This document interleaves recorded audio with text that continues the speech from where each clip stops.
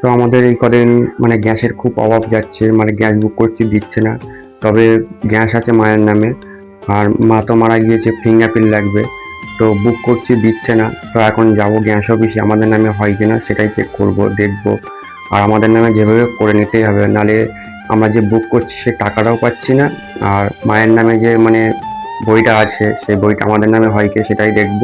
তো গ্যাস অফিসে যাওয়ার আগে রান্না করে নিতে হবে, বাড়ির সব কাজ করে নিতে হবে। তো তার জন্য উনুন থেকে আগে ছাইগুলো তুলে নিচ্ছি, কারণ উনুনের ছাই অনেকটাই জমে গিয়েছে। 2-3 দিন রান্না করেছি, ছাই অনেকটা হয়ে গিয়েছে, আগুন ধরছিল না। এখন এক চামচে আগুন ধরবে। ছাইগুলো ফেলে দিয়ে এসেছি, এখন থালা মাজতে যাবো। তো সমস্ত এটো থালা বাসন যা ছিল সব এখন কলে নিয়ে এসে মাজা ঘষা করছি। উনুনে রান্না করি তো, আর থালা বাসন মাজতে আসলে গায়ে হাত পায়ে কালি লেগে যায়, খুব বিরক্ত লাগে। তো যাই হোক, বিরক্ত লাগলে কিছু করার নেই, আমাদের জীবনটাই কষ্টের। আচ্ছা বলো তো, সব খারাপটা আমাদের সাথেই বা কেন হয়? আমরা কারোর কোনোদিন তো ক্ষতি চাইনি, তাহলে আমাদের সাথেই বা এমন কেন হচ্ছে? প্রথমে বাবাকে হারিয়ে ফেললাম, তারপর মাকে হারিয়ে ফেললাম, তারপর আমাদের জীবনেই কষ্ট।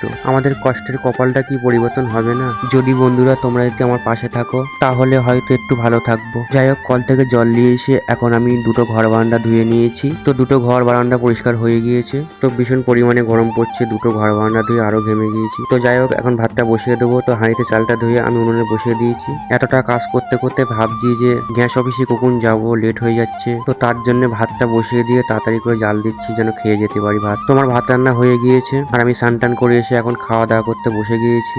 তোমার খাওয়া দাওয়া কমপ্লিট হয়ে গিয়েছে, আমি এখন রেডি হয়ে বার হয়েছি। এখানে সব ডকুমেন্টস নিয়ে বার হয়ে গিয়েছি, মার ডকুমেন্টস, আমার ডকুমেন্টস, যেহেতু আমার নামে করবো তো মা বাবার আর আমার সব ডকুমেন্টস নিয়ে নিয়েছি।